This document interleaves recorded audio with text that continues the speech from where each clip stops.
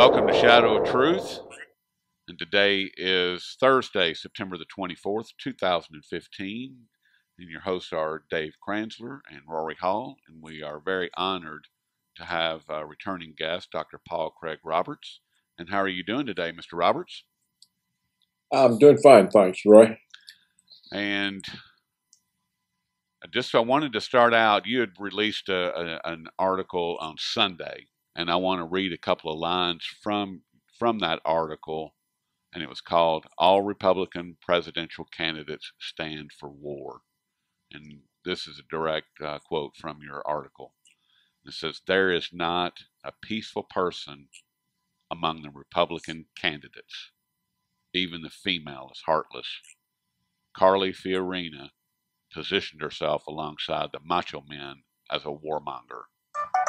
And I'm going to stop right there, Dr. Roberts. And with the escalated position by the Pentagon and the current set of warmongers in the White House and Congress, what will it take to avoid a nuclear war? Because it seems like we are moving headlong into war with Russia and possibly China.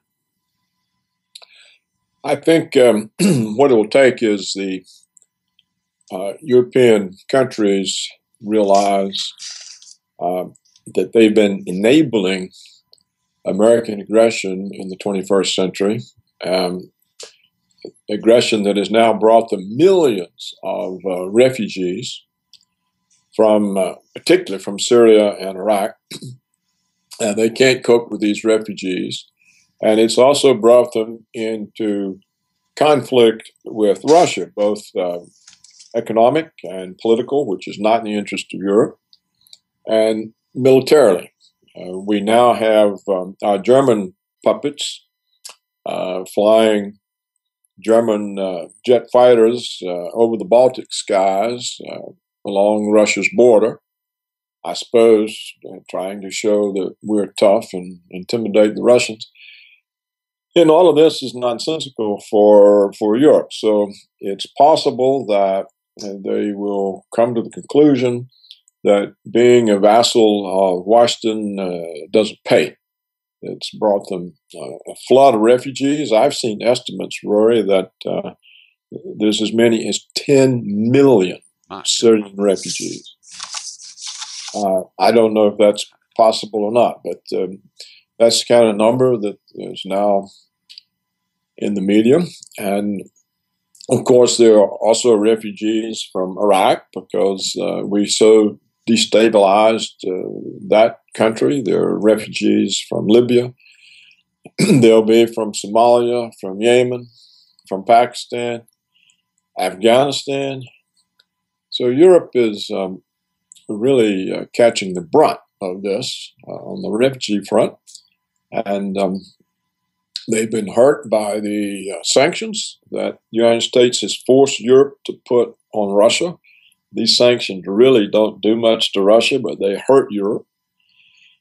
And now they're faced with this saber rattling on the part of Washington, which could bring them into a military conflict, which, of course, would mean almost instant destruction for all of Europe. So maybe they'll simply wise up and say, despite all the money the Americans pay us, we can't afford to be their vassals. So that would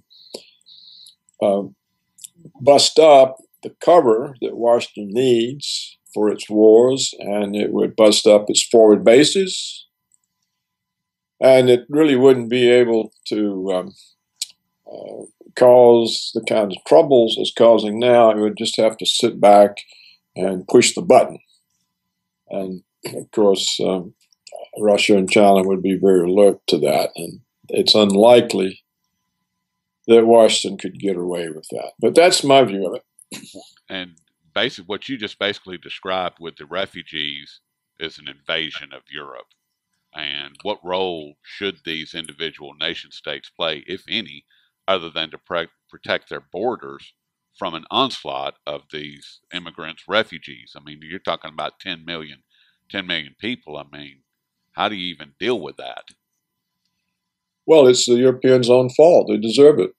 I don't think they have any right. I don't think they have any right to protect their borders. They're stupid. people, stupid governments.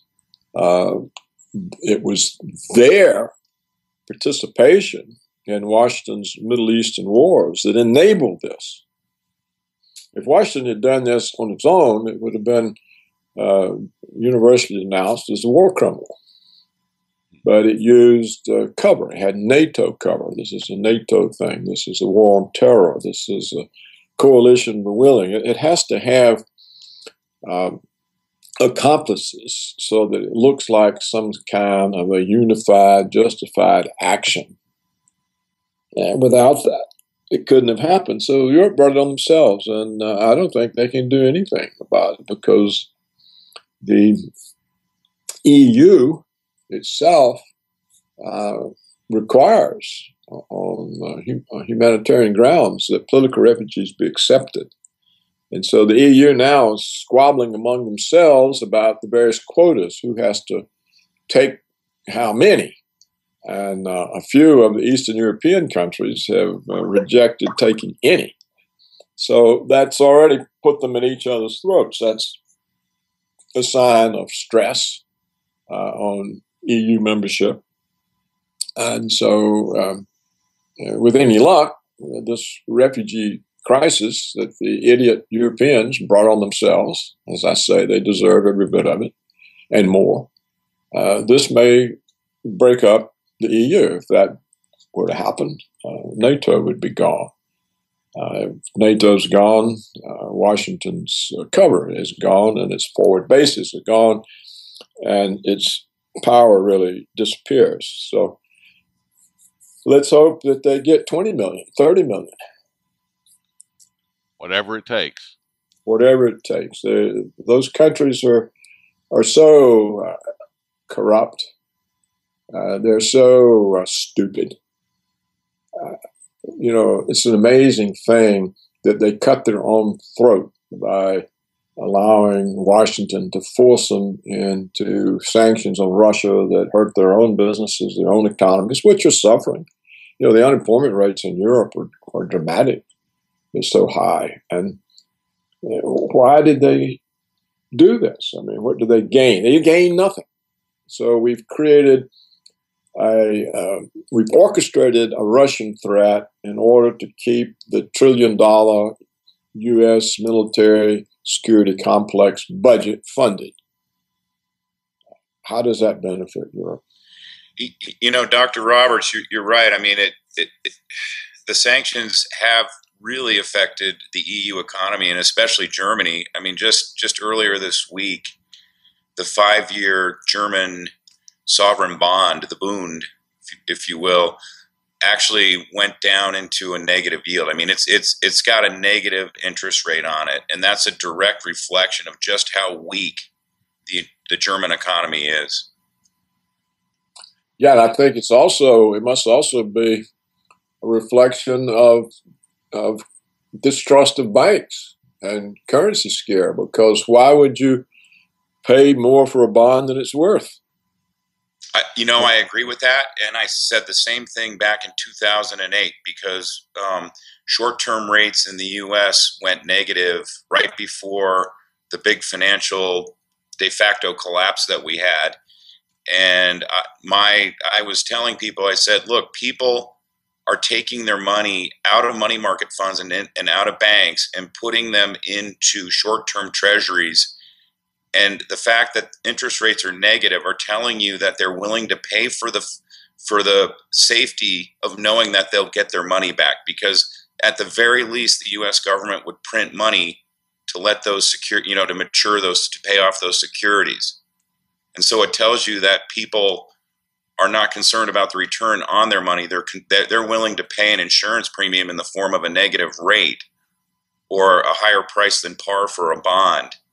A much higher, essentially a price that gives you a negative rate for a bond in order to have the safety of knowing that they're going to get their money back. And you're right. We're seeing that out to 5 years in Germany, and that's kind of a frightening prospect.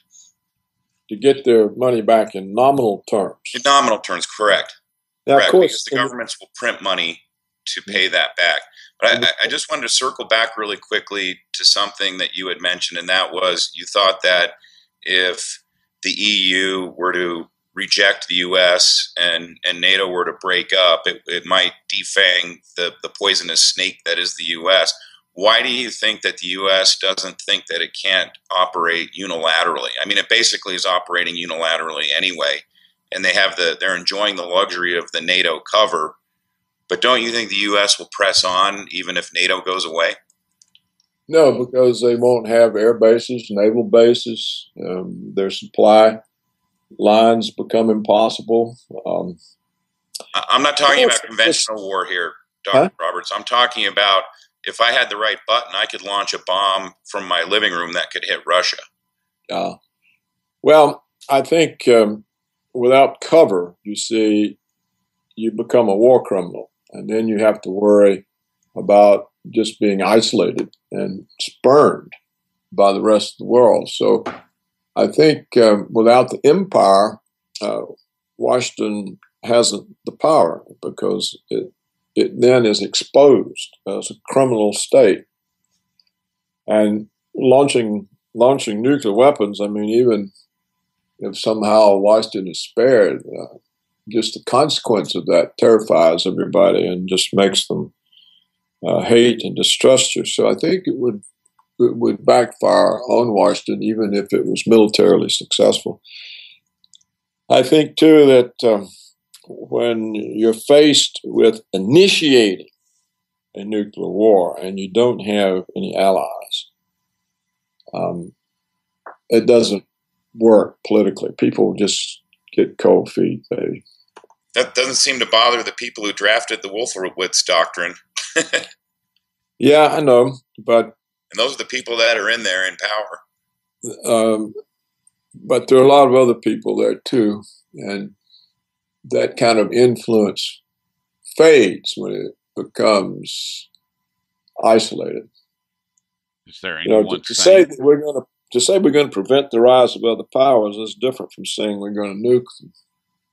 And it's too late to prevent the rise. And Washington would have to simultaneously attack Russia and China because I think the two countries, Russia and China now, I think they have a military alliance. And so if they attacked Russia, China would be expecting the same thing for the same reasons. So they would have to attack both, and then that opens you to retaliation from two nuclear powers. And both the Russians and the Chinese have got subs off our coast. So it's not a winnable situation. And I think that even though Washington is rattling all these sabers and demonizing Russia, I don't think they really want to push it to war. He may get away from it. But I think that what they're trying to do is to make Russia sort of capitulate partly and start following Washington's lead, like Russia did when Yeltsin was the president.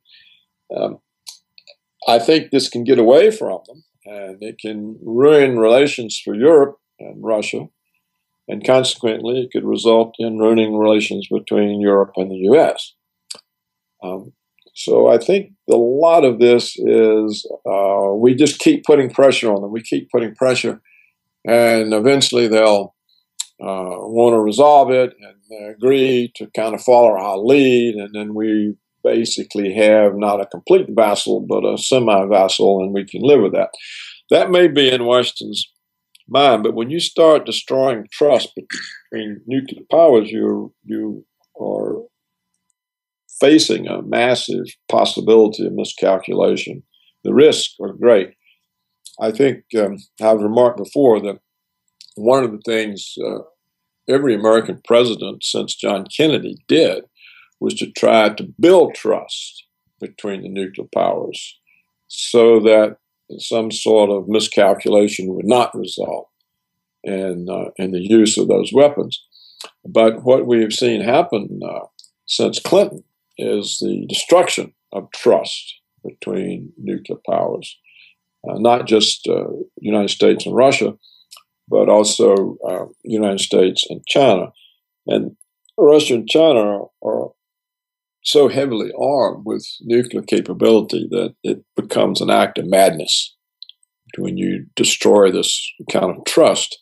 And if the Europeans were paying attention, this would disturb them greatly too, and they would pull back just for that reason, because Europe would be the first to go. What did you make of the move by the U.S. that it's apparently going to move 20 extremely powerful nuclear bombs into Germany? 20 more, actually. Yeah, apparently they're going to be pointed at Russia. It's just more needless provocation, and it's more cover. We're getting more countries complicit.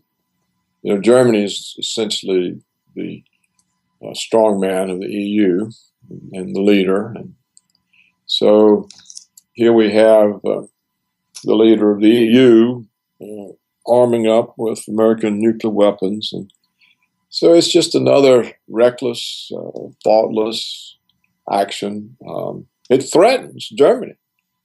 And it threatens all of Europe, because the Russians will simply target that.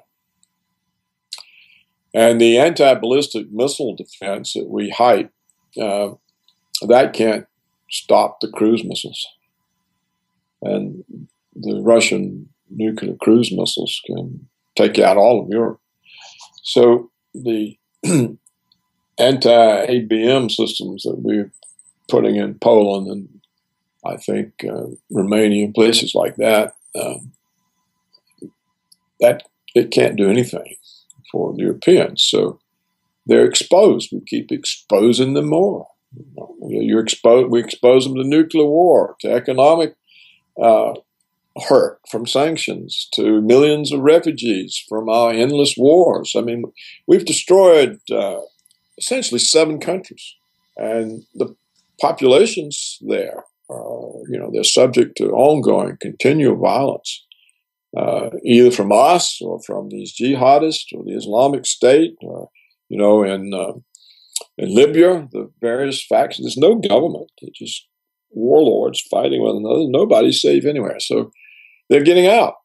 And you can't live in that type of a situation. And the infrastructure is destroyed, the water supplies, sanitation, medical.